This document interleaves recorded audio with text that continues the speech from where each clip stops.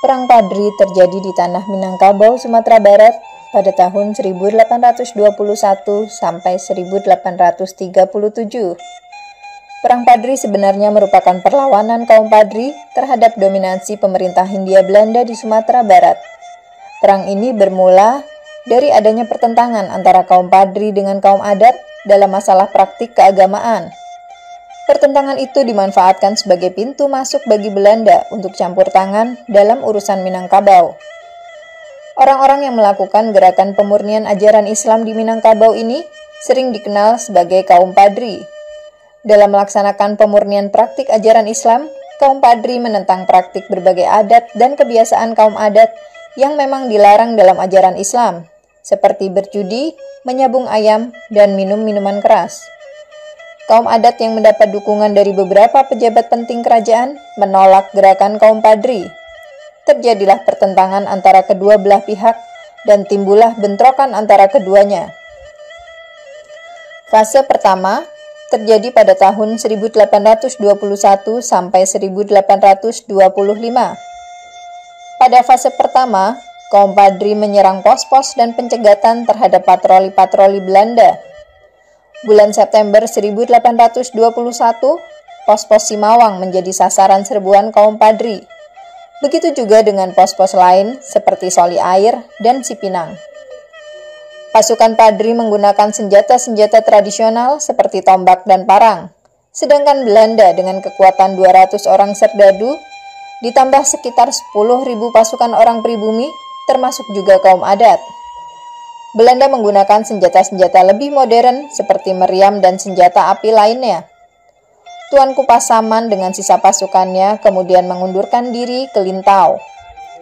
Sementara itu, pasukan Belanda setelah berhasil menguasai seluruh lembah tanah datar, kemudian mendirikan benteng di Batu Sangkar yang kelak terkenal dengan sebutan Fort van der Capellen. Perlawanan kaum Padri muncul di berbagai tempat. Tuanku Pasaman memusatkan perjuangannya di Lintau dan Tuanku Nan Renceh memimpin pasukannya di sekitar Baso.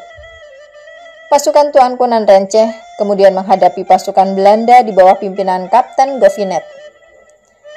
Periode tahun 1821 sampai 1825, serangan-serangan kaum Padri memang meluas di seluruh tanah Minangkabau.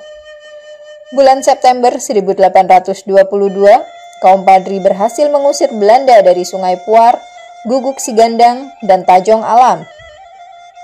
Menyusul kemudian di Borneo, kaum Padri harus menghadapi pasukan PH Marinus. Pada tahun 1823, pasukan Padri berhasil mengalahkan tentara Belanda di Kapau. Kesatuan kaum Padri yang terkenal berpusat di Bonjol. Pemimpin mereka adalah Peto Syarif, yang dalam sejarah Perang Padri dikenal sebagai Tuanku Imam Bonjol. Ia sangat gigih memimpin kaum Padri untuk melawan kekejaman dan keserakahan Belanda di tanah Minangkabau. Belanda merasa kewalahan dalam melawan kaum Padri, sehingga mengambil strategi damai. Oleh karena itu, pada tanggal 26 Januari 1824, tercapailah perundingan damai antara Belanda dengan kaum Padri di wilayah Alahan Panjang. Perundingan ini dikenal dengan Perjanjian Masang. Tuanku Imam Bonjol tidak keberatan dengan adanya perjanjian damai tersebut. Akan tetapi, Belanda justru memanfaatkan perdamaian tersebut untuk menduduki daerah-daerah lain. Kemudian Belanda juga memaksa Tuanku Mensiangan dari kota Lawas untuk berunding, tetapi ditolak. Tuanku Mensiangan justru melakukan perlawanan. Tetapi Belanda lebih kuat, bahkan pusat pertahanannya kemudian dibakar dan Tuanku Mensiangan ditangkap. Tindakan Belanda itu telah menimbulkan amarah dari kaum Padri Alahan Panjang dan menyatakan pembatalan perjanjian damai. Tuanku Imam Bonjol menggelorakan kembali semangat untuk melawan Belanda. Dengan demikian, perlawanan kaum Padri masih terus berlangsung di berbagai tempat. Fase kedua berlangsung pada tahun 1825 sampai 1830. Pada tahun tersebut, Kolonel de Stuurs, yang merupakan penguasa sipil dan militer di Sumatera Barat, berusaha mengadakan kontak dengan tokoh-tokoh Kompadri untuk menghentikan perang dan sebaliknya perlu mengadakan perjanjian damai. Belanda kemudian meminta bantuan kepada seorang saudagar keturunan Arab yang bernama Sulaiman Al-Jufri untuk mendekati dan membujuk para pemuka Kompadri agar dapat diajak berdamai. Sulaiman Al-Jufri menemui Tuanku Imam Bonjol agar berside berdamai dengan Belanda. Tuanku Imam Bonjol menolak, kemudian menemui Tuanku Lintau. Ternyata merespon ajakan damai tersebut. Hal ini juga didukung oleh Tuanku Nan Renceh.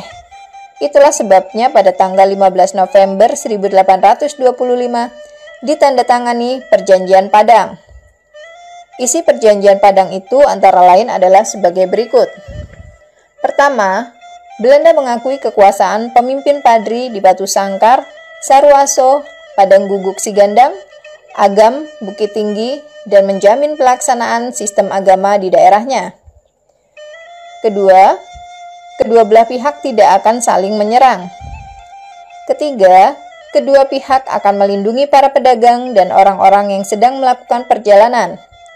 Dan yang keempat, secara bertahap, Belanda akan melarang praktik adu ayam.